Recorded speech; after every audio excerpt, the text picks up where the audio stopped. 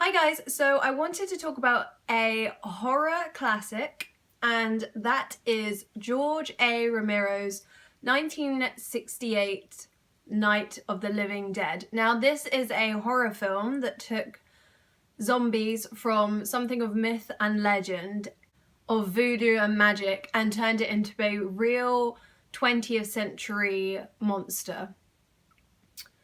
Now, this would be the prototype for what a zombie is for movies to come, for years to come, and is still the prototype of what a zombie is. So the terror within this film comes from the fact that the characters are in a desolate farmhouse, and every time they look out the window there are more and more monsters surrounding them, and there seems to be no way of escape. Sometimes people say, like, zombies move so slow, can't they just run away? Well, when these characters are in the middle of nowhere and they have no idea where the closest town, civilization, or help is, and how far the epidemic has spread, there is no way they can escape. So the horror isn't only outside the house, it's also inside, and this is where like the plot and the character development comes from. So once these characters have found a safe place, it's how do they then survive? How do they then all collaborate and get together, or not, as we see in the film, to make sure that they can survive this. So first of all, I absolutely love the style within this film. It's in the 1960s, and it's just so gorgeous to see how on point the fashion and style is. It's just kind of like watching a film noir. Obviously the movie is in black and white, and I have heard that there wasn't a real reason for it to be in black and white. It was more, I think, of a budget constraint, but again, it adds, I really do think it adds to the horror, the creepiness of the movie. Again, another thing I love about the movie are the characters.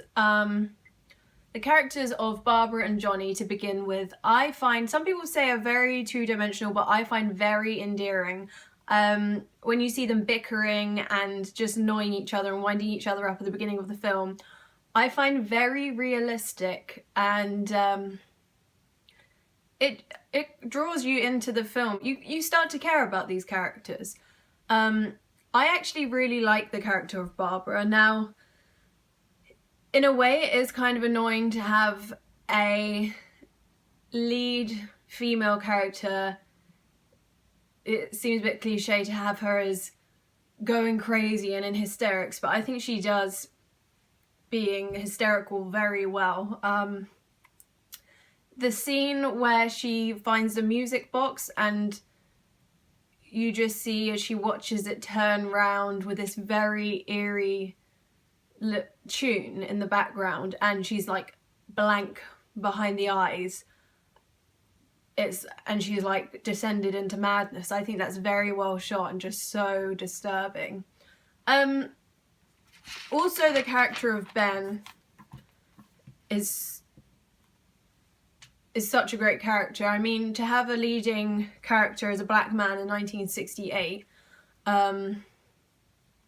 is amazing to see. I mean, still to this day in 2017, we hardly have any leading black actors or actresses within movies. So, I mean, I've heard that there wasn't actually a intention to make the character black. They had just written him as a white Caucasian character, but the actor who plays Ben came along and he was the best guy for the role. He was the best actor.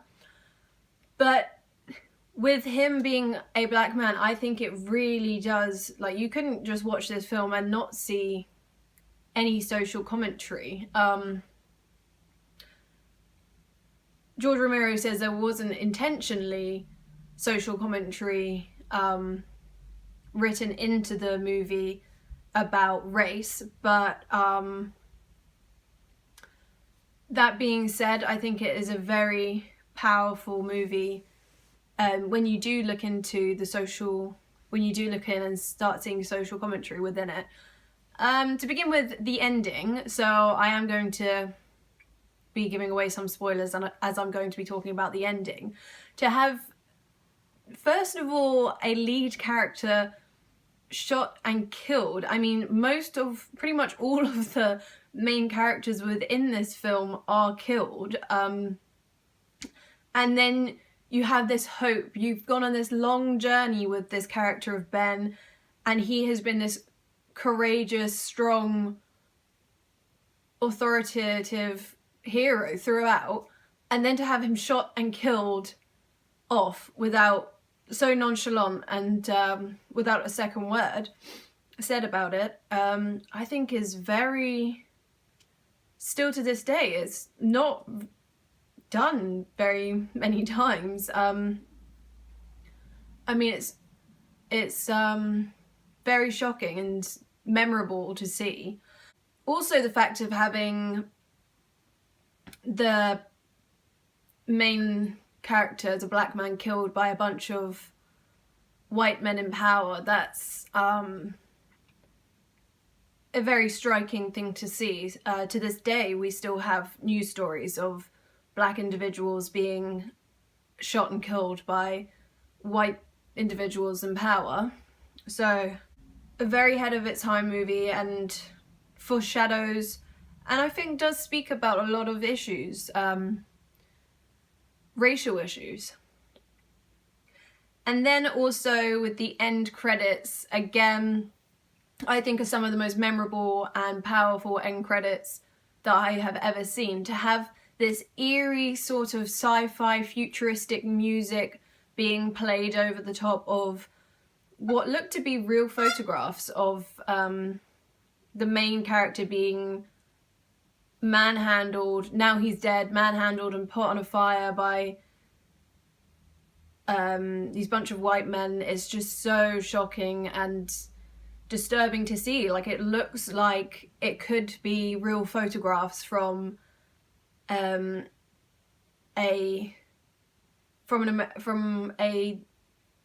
disturbing American history. I also love the fact that when the movie first came out, horror movies used to be something of the whole family would go and see, children would kind of go and see on like a Saturday afternoon, and it was all a bit camp and not very scary.